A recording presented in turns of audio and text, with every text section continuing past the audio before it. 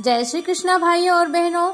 आज इस वीडियो में मैं आपके लिए कार्तिक कृष्ण पक्ष की रमा एकादशी की कथा लेकर आई हूँ, जिसे भगवान श्री कृष्ण राजा युधिष्ठिर को सुना रहे हैं। कार्तिक मास के कृष्ण पक्ष में आने वाली एकादशी का नाम रमा एकादशी है। यह एकादशी बहुत ही पुण्यदायिनी है। इस दिन महालक्ष्मी की पूजा का विशेष महत्व होता है। नारायण के साथ माँ लक्ष्मी की भी पूजा करना बहुत ही पुण्यकारी होता है। तुलसी जी की 108 परिक्रमा भी लगाना बहुत फलकारी होता है। इस दिन तुलसी सेवा का बहुत विशेष महत्व है। अब मैं रमा एकादशी के नियम और पूजन विधि बता रही हूँ। रमा एकादशी के दिन ब्रह्म मुहूर्त में उठकर स्नान ध्यान करें। चाहे आप दूसरी एकादशी न करते हो, लेकिन कार्तिक मास में आने वाली इस एकादशी का बहुत अधिक पुण्य प्राप्त होता है। इस दिन माँ लक्ष्मी की पूजा करने से घर में सुख समृद्धि शांति आती है और धन की वर्षा होती है। इस घर में किसी भी तरह से धन की कमी नहीं होती है। माँ लक्ष्मी को प्रसन्न करने का विशेष दिन है यह। ब्रह्म मुहूर्त में स्नान करके स्वच्छ कपड़े पहने और फिर माँ तुलसी को जल अर्पण करें, सूर्य देव को अर्घ्य देवें। उसके बाद आपके पास अगर लड्डू भगवान की विग्रह है या लक्ष्मी नारायण की मूर्ति है, राधा कृष्ण की मूर्ति है, तो उन्हें दुग्धा अभिषेक करें, गंगा जल से स्नान कराएं, पंचामृत अभिषेक करके शुद्ध जल से स्नान करवा के और उन्हें शुद्ध अच्छे नई पोशाक पहनाकर उन्हें विराजित करें। सुगंधित चंदन का तिलक लगावें और पीले पुष्प चढ़ावें। माँ लक्ष्मी को लाल पुष्प चढ़ावें और इस तरह धूप दीप लगावें और उनकी आरती करें। भगवान श्री हरि नारायण को मखाने की पीली खीर चढ़ाना चाहिए और माँ लक्ष्मी जी को पीली मिठाई चढ़ाना चाहिए, जिससे लक्ष्मी नारायण भगवान प्रसन्न होते हैं और प्रत्येक व्यक्ति की सभी मनोकामनाएं पूर्ण करते हैं। इस दिन किया जाने वाला दान पुण्य बहुत अधिक फलकारी होता है। इस दिन विशेष रूप से दान करना चाहिए। चप्पल, छतरी और वस्त्र दान का अधिक महत्व है और इस दिन भूखों को भोजन कराना चाहिए। कुछ भी अपशब्द बोलना नहीं चाहिए, किसी का दिल नहीं दुखाएं और किसी से लड़ाई झगड़ा न करें, धूम्रपान न करें और किसी को गाली गलौज न करें। इस दिन गरिष्ठ पदार्थों का सेवन बिल्कुल वर्जित है और इस दिन गौ की सेवा करना चाहिए। गाय माता को भोजन करावें, उन्हें घास डालें और उनकी गाय माता की पूजा करें, चरण स्पर्श करें, उनकी परिक्रमा करें और चिड़ियों को दाना डालें, गरीबों को भोजन करावे। इस तरह एकादशी के दिन यह सारे दान पुण्य कर्म करने चाहिए। इस दिन रात्रि जागरण का भी बहुत अधिक महत्व है। रात्रि को पूरी रात जागरण करें और लक्ष्मी नारायण के भजन करें, 11 व्रत के भजन करें, 11 की कथाएं सुने। इस तरह भजन कीर्तन करते हुए पूरी रात्रि जागरण करें।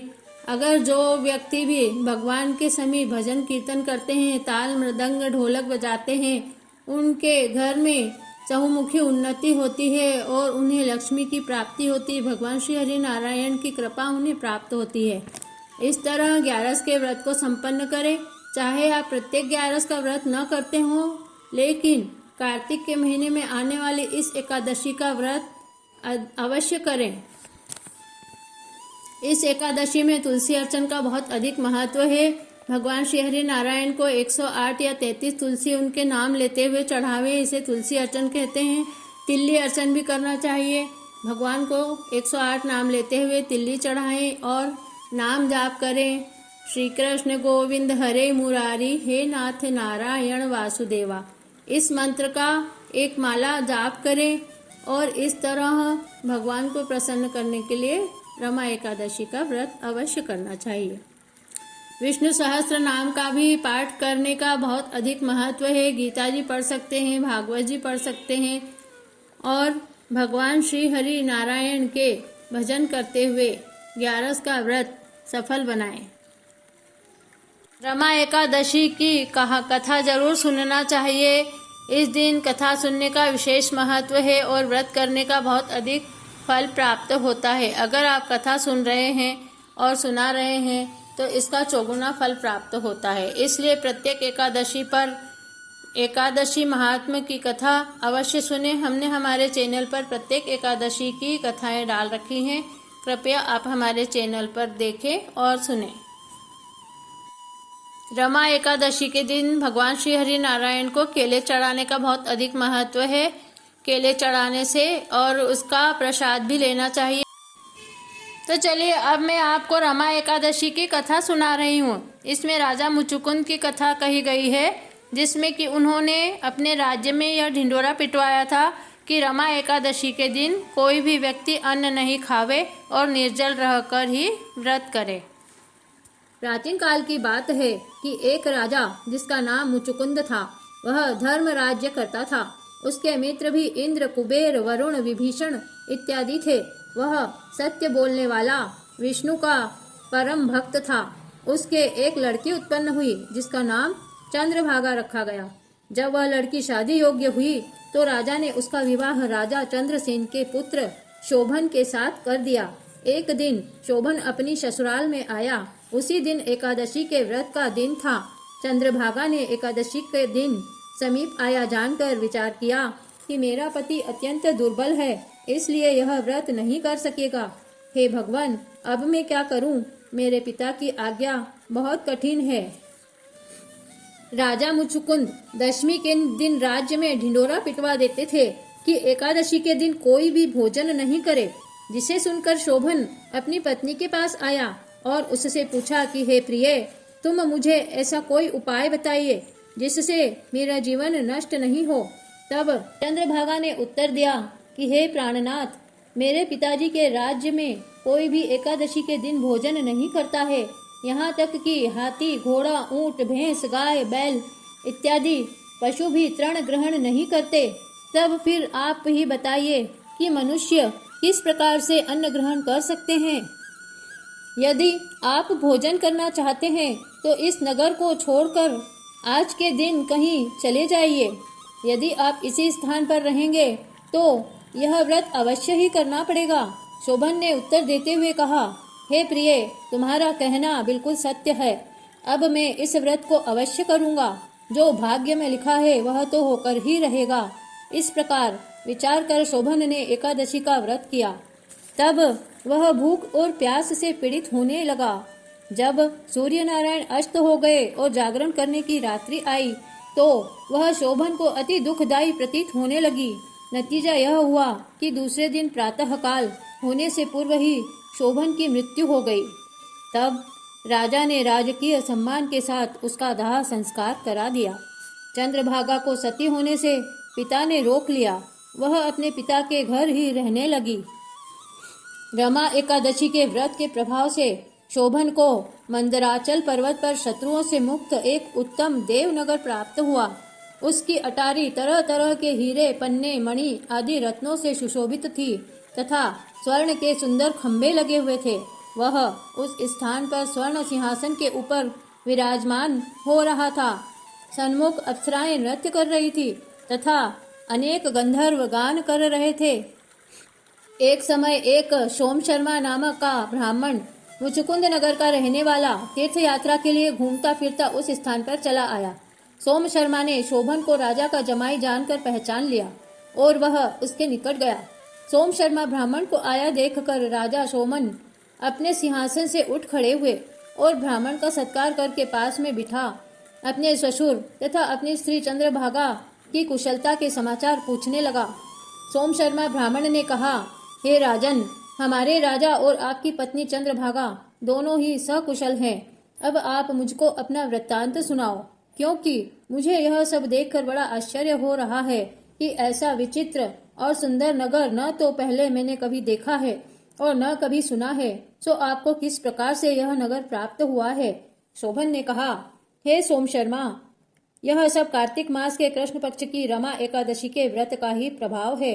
इसी के कारण यह सब कुछ वैभव मुझे प्राप्त हुआ है, किंतु यह सब अध्रुव है, अस्थिर है। सोम शर्मा ने पूछा, हे राजन, यह सब अध्रुव कैसे है और स्थिर कैसे होगा? इस बात का पूर्ण रहस्य मुझे कहो। शोभन ने कहा, हे ब्राह्मण, मैंने श्रद्धापूर्वक उस व्रत को नहीं किया था, परंतु उसके प्रभाव से मुझे यह नगर प्राप्त हुआ, इसलिए मैं इसे अध्रुव मानता हूँ। यदि तुम इस वृत्तांत को राजा मुचुकुंद की पुत्री चंद्रभागा से कहोगे तो वह इसे ध्रुव बना देगी। सोम शर्मा ने मुचुकुंद नगर में आकर यह सारा वृत्तांत चंद्रभागा को सुनाया। यह सब हाल सुनकर राजपुत्री चंद्रभागा ने कहा, हे ब्राह्मण देवता, क्या आप यह सब वृत्तांत आंखों देखा प्रत्यक्ष सुना रहे हैं या कोई स्वप्न देखा है? सोम शर्मा ने समझाते हुए कहा, हे राजकन्या चंद्रभागा, यह जो कुछ भी वृत्तांत मैंने तुमसे कहा है वह सब अपनी आंखों से देखा प्रत्यक्ष है। इसमें किंचित मात्र भी झूठ नहीं है, परंतु वह नगर अध्रुव है। तुम अब कोई ऐसा उपाय करो जिससे वह नगर ध्रुव बन जाए। चंद्रभागा ने कहा, हे महाराज, आप मुझे उस नगर में शीघ्र ही ले चलिए। मैं अपने पति को देखना चाहती हूँ और मैं अपने व्रत के प्रभाव से उस नगर को ध्रुव बना लूंगी। तब सोम शर्मा चंद्रभागा को अपने साथ लेकर मंदराचल पर्वत के पास वामदेव मुनि के आश्रम पर लाया। तब वामदेव मुनि ने मंत्रों से चंद्रभागा का अभिषेक किया। तब वह चंद्रभागा मंत्रों तथा व्रत के प्रभाव से दिव्य देह धारण करके अपने पति शोभन के पास चली गई। शोभन ने अपनी पत्नी चंद्रभागा को आया देखकर प्रसन्नता पूर्वक अपने सिंहासन पर वाम अंग पर बिठाया। तब चंद्रभागा ने शोभन से कहा, हे प्राणनाथ, अब आप मेरे व्रत के पुण्य प्रभाव को सुनिए। जब मैं अपने पिता के घर में 8 वर्ष आयु की थी, तभी से मैं इस एकादशी का व्रत यथाविधि से करती रही हूँ। उन्हीं व्रतों के प्रभाव से आप यह नगर ध्रुव हो जाएगा और समस्त कर्मों से युक्त होकर प्रलय काल के अंत तक रहेगा। वह चंद्रभागा दिव्य देह धारण करके अपने पति के साथ आनंद से रहने लगी। इस तरह रमा एकादशी के प्रभाव से उसका जो फल मिला वह फल यह था कि उसे उसका पति भी मिल गया और उसके पति का राज्य भी स्थिर हो गया। हे युधिष्ठिर, यह मैंने तुमसे रमा एकादशी का महात्म कहा है। जो मनुष्य इस रमा एकादशी के व्रत को धारण करते हैं उनके ब्रह्म हत्या आदि के समस्त पाप नष्ट हो जाते हैं। इस तरह रमा एकादशी की कथा यहीं संपूर्ण होती है। ग्यारस का व्रत करने वाले सभी मनुष्यों को एकादशी व्रत की कथा अवश्य सुननी चाहिए। हमने हमारी चैनल पर सभी एकादशियों की कथा डाली है। अगर आपको हमारे वीडियोस को अधिक से अधिक शेयर कीजिए, जिससे और भी सब ग्यारस की कथा सुनकर उसका लाभ उठा सके। श्री कृष्ण गोविंद हरे मुरारी, हे नाथ नारायण वासुदेवा। श्री कृष्ण गोविंद हरे मुरारी, हे नाथ नारायण वासुदेवा। गोपाल कृष्ण भगवान की जय।